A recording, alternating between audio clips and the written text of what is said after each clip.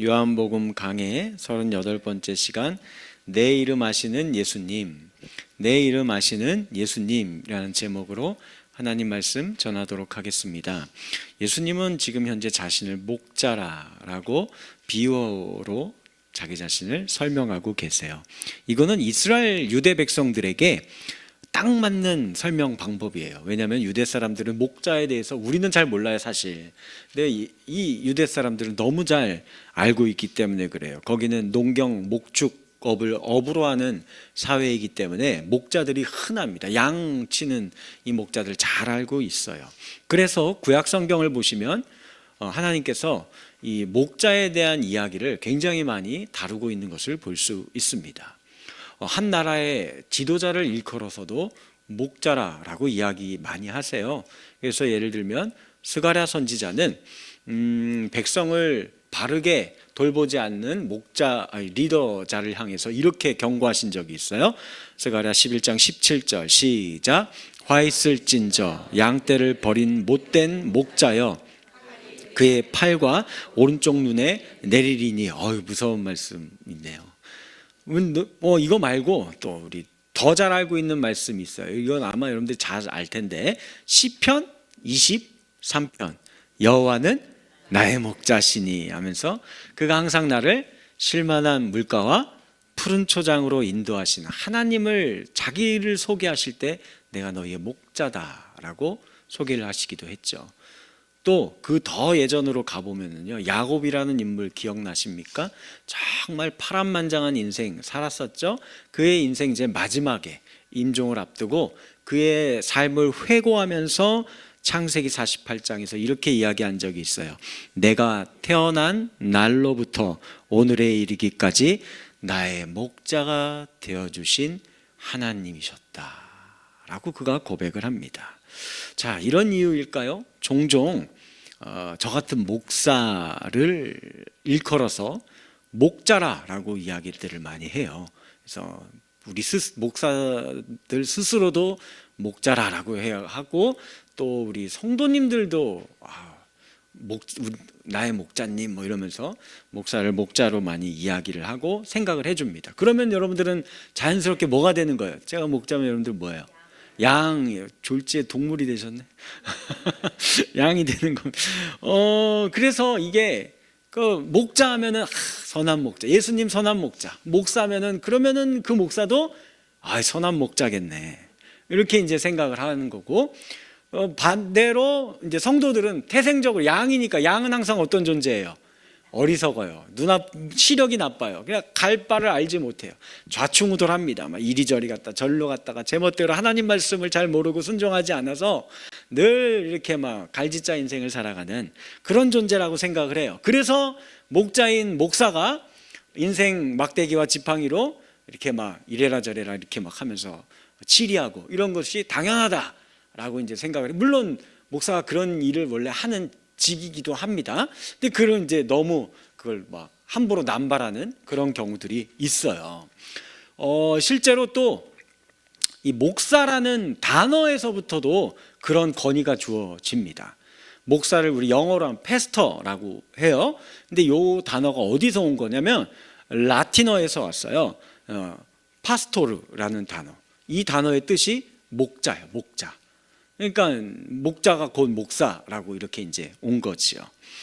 그래서 예전에 제가 20대 후반 때 이제 신학교 다니던 때에 전도사 시절이죠. 그때만 해도 이제 1990년대 후반이니까 아직 한국 교회가 막 엄청나게 부흥하고 성장할 때예요. 그때 막 맨날 많이 하는 게 매년 꼭 교회에서 전도 폭발 이런 거 하고 총동원 주일 이런 거 합니다. 그렇게 하면서 그래도 좀 교회 있는 교회에서 사역을 했었는데, 거기서 뭐 하죠? 이제 막 상품도 걸어요. 상품권 주고 세탁기, TV 막 이런 것도 막 경품으로 내걸면서 또 이제 앞에 이제 모시죠. 이제 강사 목사님 무슨 전도왕 막 이렇게 하면서 이제 모셔가지고 막 전도 집회를 막 하는 거예요. 그러면 그때 그런 목사님들이 종종 이런 이야기를 했습니다. 여러분들, 목자가 양 낳는 걸 본 적이 있느냐? 목자는 양을 낳는 게 아니야. 그러면서 양은 누가 낳아요?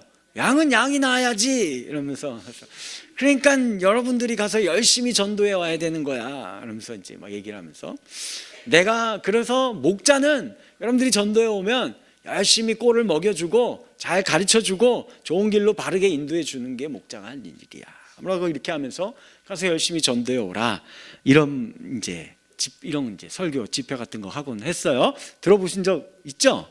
네. 근데 전 그 말이 되게 싫었어요. 제가 이제 막 전도사 때 혈기왕성하고 하니까 막 혼자 무슨 정의감에 불타가지고 막 이렇게 뒤에 앉아가지고 막 혼자 막 듣기 싫어하고 막 이러면서, 그러면 속으로 생각했죠. 아니 그러면 당신들도 예수님처럼 양들을 위해 생명을 내어놓으실 수 있으신가?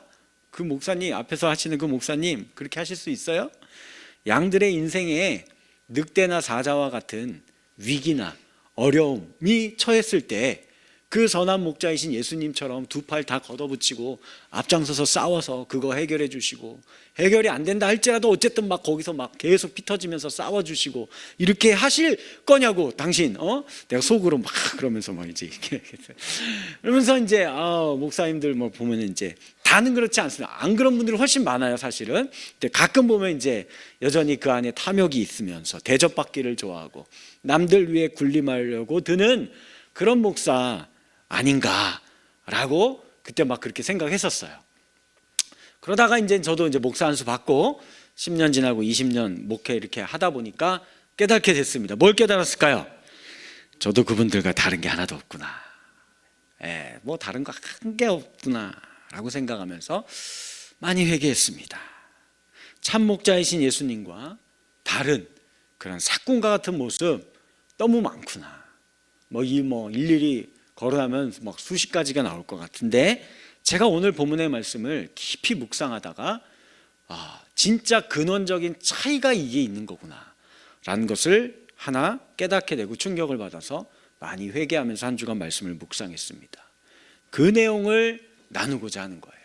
그 말씀이 뭐냐면, 제가 16절 말씀을 읽다가 너무 많은 충격을 받고 거기서 더 내가 나가지를 못했어요. 16절을 계속 묵상했는데 그 말씀은 조금 이따 하고, 먼저 우리가 읽었던 앞부분에 있는 3절과 4절 말씀 새번역 성경 버전으로 한번 좀 읽어볼까요? 3절 4절 시작. 문지기는 목자에게 문을 열어주고 또 목자는 자기 양들의 이름을 하나하나 불러서 이끌고 나간다. 자기 양들을 다 불러낸 다음에 그는 앞서서 가고 양들은 그를 따라간다. 양들의 목자의 목소리를 알고 있기 때문이다. 너무나 귀한 말씀이죠. 예수님께서 자기 양들을 부를 때에는 그냥 부르는 게 아니에요. 이름을 한 양 콕 집어서 이름을 부릅니다. 당시 팔레스타인 목자들이 양들을 부를 때 그렇게 하거든요. 그런 식으로 하시는 거예요. 흰둥아, 너 요즘 왜 이렇게 말랐지? 요즘 풀이 맛이 없어? 풀 못 먹겠어? 검둥아, 너 요즘 이렇게 광야를 가다 보면 항상 뒤로 뒤처지네? 혹시 다리 어디 불편한 데 있니? 다친 데 있는 거야? 내가 모르는 어디를 다쳤어?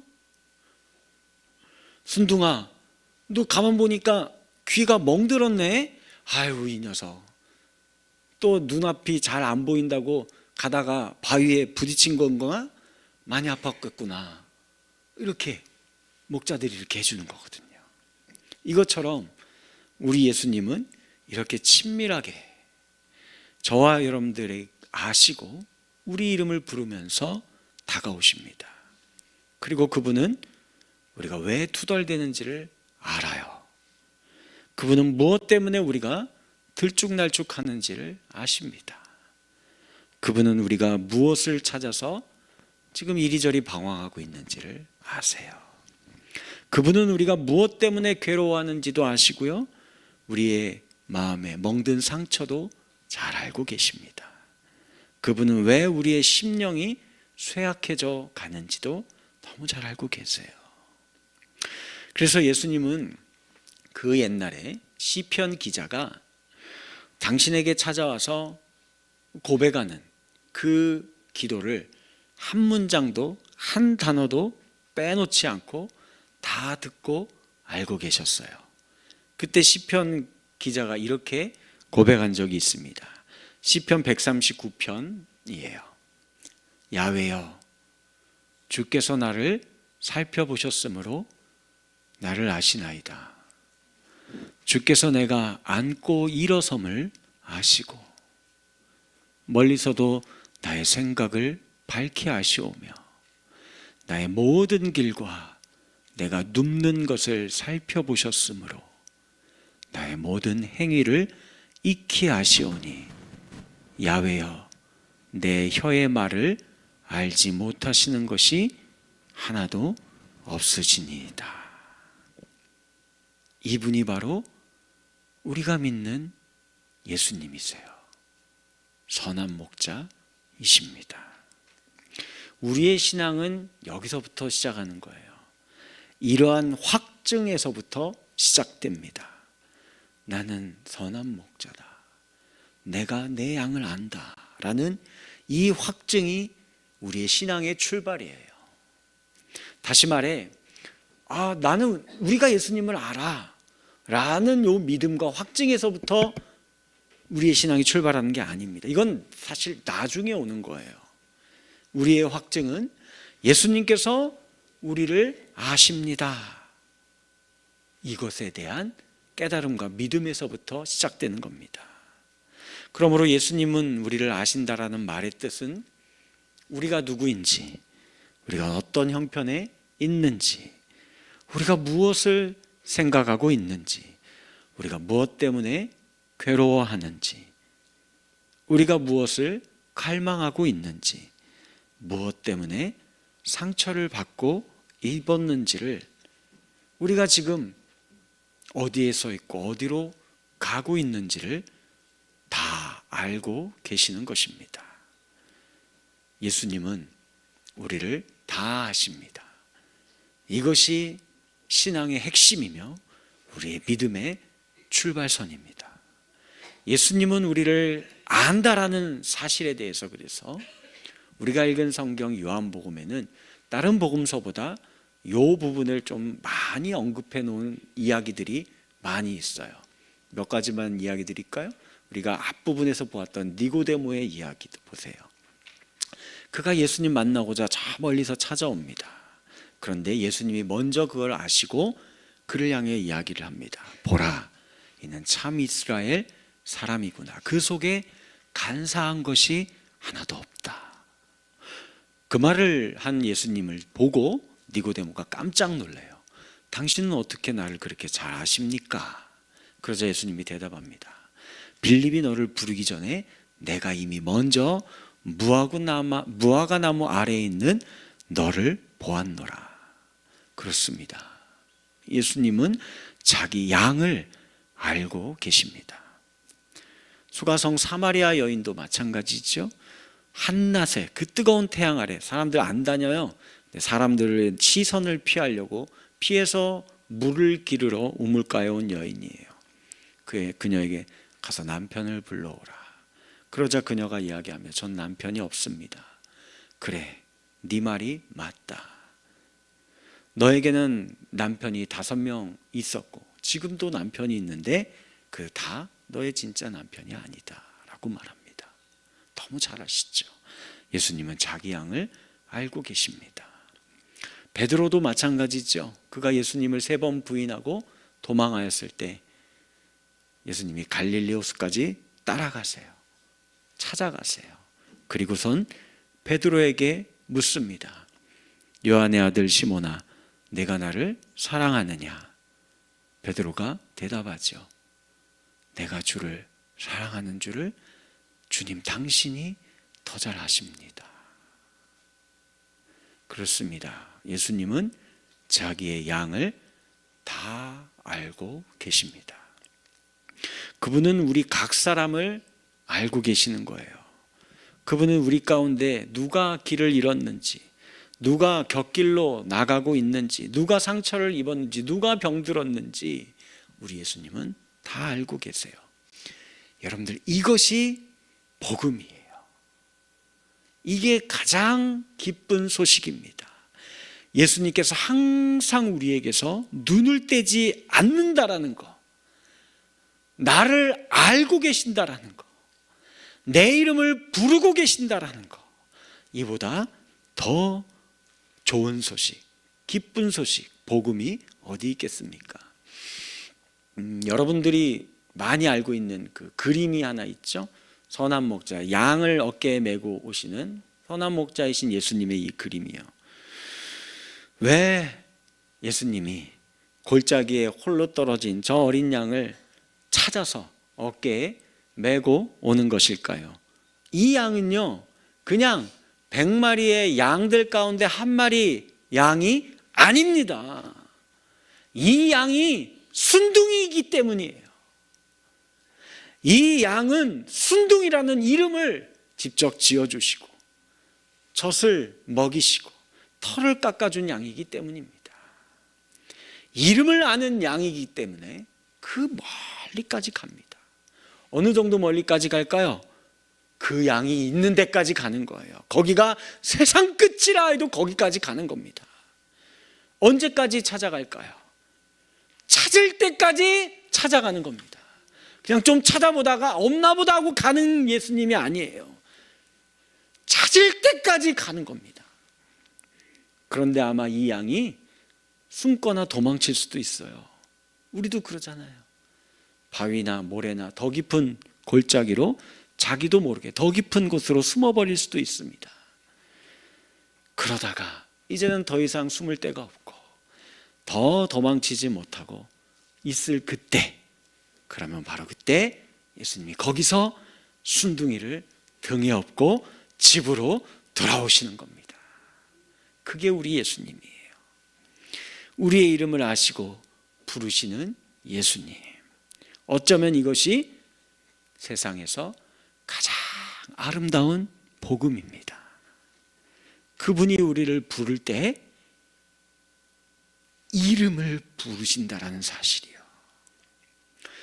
잘 생각해 보면요, 현대인들은요, 오늘날 이 현대 사회는요, 전부 숫자와 넘버링 되어 있어요.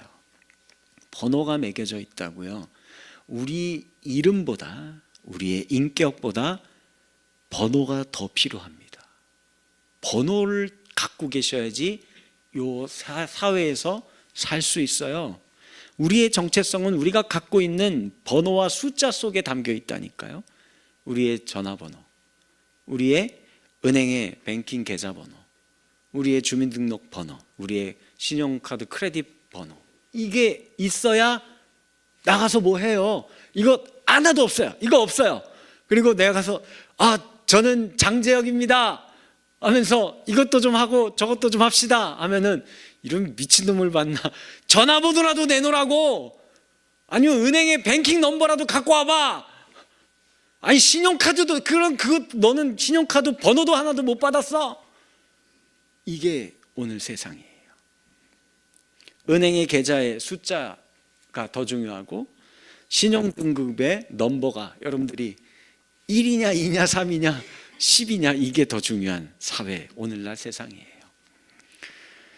우리의 이름이나 얼굴 혹은 이 내면의 마음 같은 거는 아무도 관심을 갖지 않습니다. 들여다볼 생각을 하지 않아요. 여러분들이 예전에 아마 다들 보셨을 것 같아요. 명작 영화 하나 있죠. 쉰들러 리스트라는 영화가 있습니다.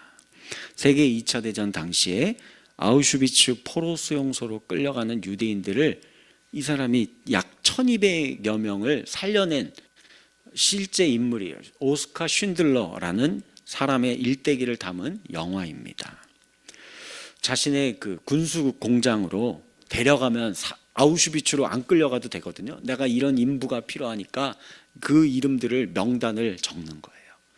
그리고 이 사람은 나한테 보내달라 하면서 독일군 장교들에게 가서 뇌물을 주면서까지 발바닥이 땀나도록 다니면서 승인받아서 그 사람들을 자기 공장으로 데려오는 겁니다. 근데 마지막 장면 보시면 그러면서 이제 통곡을 해요. 내가 한 명이라도 더 살릴 수 있었어. 내가 요 자동차 팔았으면 됐는데 아니 내 손목에 있는 이 시계가 뭐라고, 내가 이거 아직도 차고 있었네, 이거 팔았으면 내가 한 명 더 살릴 수 있었는데 하면서 안타깝게 절규합니다. 그리고 지금 이제 보시면 화면에 보이는 명단, 저게 실제 쉰들러 리스트의 명단이에요. 작성한 이름들입니다.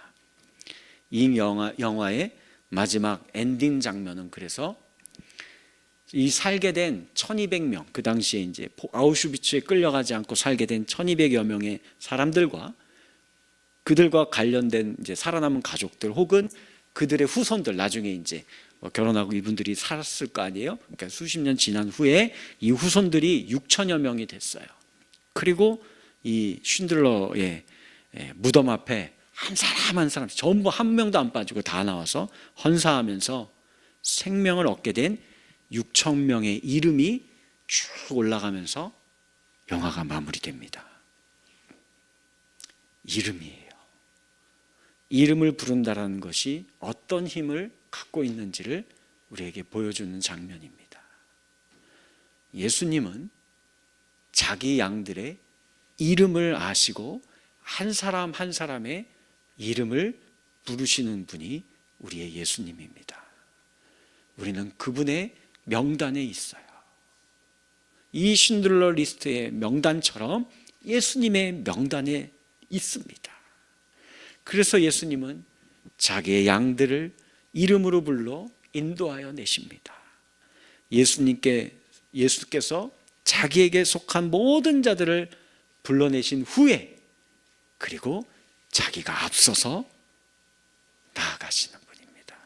우리를 인도하시는 분이에요. 이제 오늘 핵심 요절 말씀입니다. 16절 말씀 다시 한번 읽어볼까요? 16절 시작. 또 이 우리의 들지 아니한 다른 양들이 그들도 내 음성을 듣고 한 목자에게 있으리라. 너무 은혜로운 말씀이에요. 여기서 말하는 우리의 들지 아니한 양은 두 종류로 생각해 볼 수 있겠어요. 먼저는 공간적으로 앞에 1절에서부터 이야기하고 있는 우리 안에 있고, 제가 예전에 선한 목자 설교할 때 그 목자가 양의 입구를 거기에서 졸면서라도 거기 지키고 있는 거 보여주셨죠. 그 우리 안에 들어있지 않은 양들이겠죠. 네. 거기 아직 오지 않았어요. 이 사람들은 어떤 사람들일까요? 이걸 단순히 그냥 교회 밖에 있는 사람들이다라고 생각하기보다는 아직 예수님을 통해 하나님을 알고 믿지 못하여서 그 하나님 나라 안에 살지 못하고 있는 사람들을 이야기하는 거겠지요. 두 번째로는 시간상으로 아직 지금 현재의 예수님의 양무리에 속하지 않은 사람들을 이야기하는 거예요. 저 말씀 다시 보면 우리 안에 들지 아니한, 여기에서 들지 않았다라는 말은 현재형이에요. 이건 지금은 아직 들지 않았어요. 그런데 그 다음 표현들을 보면 놀랍습니다. 음성을 듣고 한 무리가 되어, 여기서 되어는 미래 시제예요. 그리고 한 목자에게 있으리라, 이 있으리라도 미래 시제예요. 그러니 이게 무슨 말이에요? 지금은 아닌데, 지금은 들지 않았는데, 그러나 예수님이 그 언젠가 미래의 그 예수님의 그때에는 여기에 들게 되고 여기에 있게 되리라 라고 선언하고 계시는 거예요. 그리고 놀랍게도 공간과 시간상에 아직 예수님께 속해 있지 아니한 이 양들이 결국은 뭐가 되냐면 한 무리가 될 거라고 이야기합니다. 예수님은 이걸 보고 계세요. 한 무리가 될 거라고 선언을 하세요. 그리고 예수님은 이미 이 양들을 가지고 계신다, 있으리라 라고 표현을 하고, 그래서 예수님은 그 미래의 양들을 당신이 인도하여 내리라, 내가 이들을 인도해야 한다 라고 말씀하고 계십니다.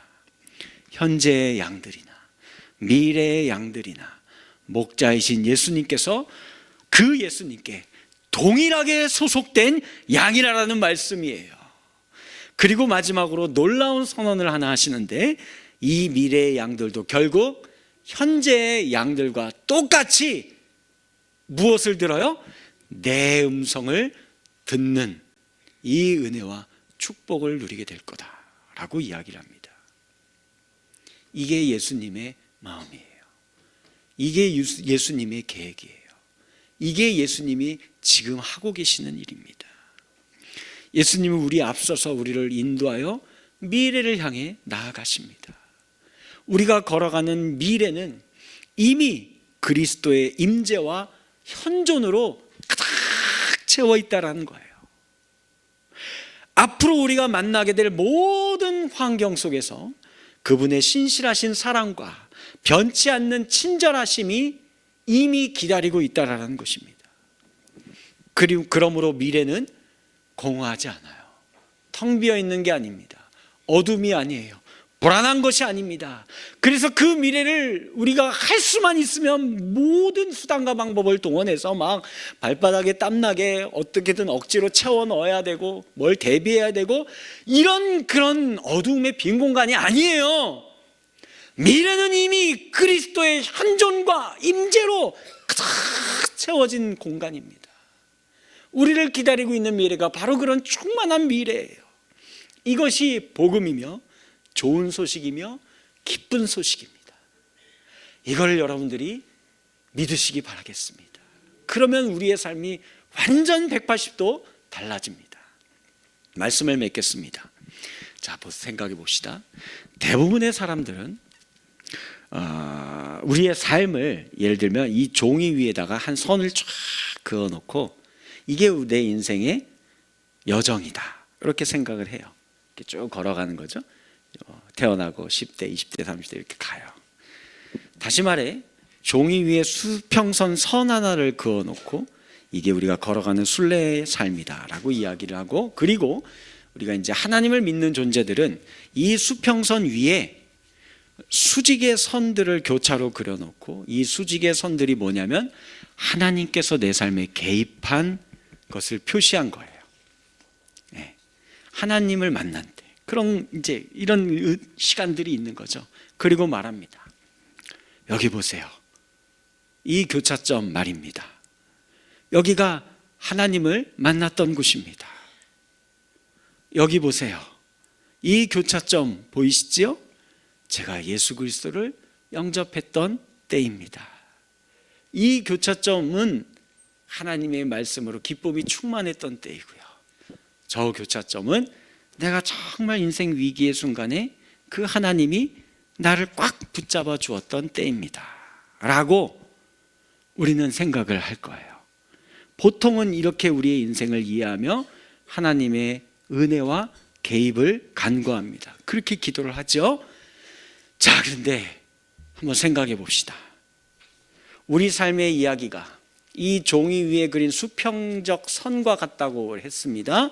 그렇다면 하나님은 그저 다른 수직적인 선에 불과합니까? 수직적인 선이 그게 하나님이란 말입니까? 아니 그러니까 저거는 마치 이런 거잖아요. 내가 위기 상황에 있을 때 119 불러서 응급요원처럼 내 삶에 투입되어져서 개입되어져서 한번 나를 도와주시고 한번 나를 고쳐주시고 한번 이 위기 상황을 극복하게 해주시고 하는 그냥 그런 분으로 그냥 그치는 거냐고요. 그런 수직적인 선이 그게 하나님이십니까? 아니에요. 결코 그렇지 않습니다. 하나님은 또 다른 선이 아니에요. 하나님은 교차하는 수직적 선이 아닙니다. 하나님은 종이 자체이세요. 그 위에 우리 인생의 수평선을 그리며 살아가고 있는 것입니다. 우리는 수평적 선이 그려지는 종이, 하나님은 그 종이 그 자체이신 분이에요. 우리가 그 하나님의 세상 안에서 살고 있단 말입니다. 하나님은 모든 지점에서, 모든 순간에서, 모든 상황에서 우리를 둘러 감싸고 계십니다. 하나님께서 이미 계시지 않는 곳이 없어요. 그분의 선하심과 자비가 우리의 삶을 터치하지 않는 곳이 단 한 곳도 없단 말입니다. 하나님의 선하심과 인자하심이 우리의 평생을 따라다닐 겁니다. 그것이 하나님이 저와 여러분들을 향해서 계획하고 계시는, 그리고 우리의 이름을 부르고 계시는 예수님의 모습이에요. 아마 여러분들이 나중에요, 하나님 나라에 갔을 때 우리는 깜짝 놀라지 않을까라고 생각합니다. 하나님, 그때는 왜 나를 안 도와주셨어요? 하나님, 그때는 왜 나하고 멀리 떨어져 계셨습니까? 하고 우리가 생각하고 올라가 봤더니 그게 아닌 거예요. 하나님은 모든 순간, 모든 상황에서 한 번도 나를 떠나신 적이 없고 나와 함께 하시고, 내가 몰랐던 더 큰 은혜와 그 모든 상황 속에서 나를 돌보시는 그 일들이 너무 많아서, 엄청나게 많아서 그걸 다 깨닫다가 깜짝 놀라게 되지 않을까라고 생각이 되어집니다. 이 하나님이 오늘 저와 여러분들에게 찾아오셔서 우리의 이름을 부르시고 우리의 앞서 행하시며 우리의 삶을 인도하십니다. 이 예수님을 따라가실 수 있는 저와 여러분들 되어지기를 주님의 이름으로 간절히 축원합니다.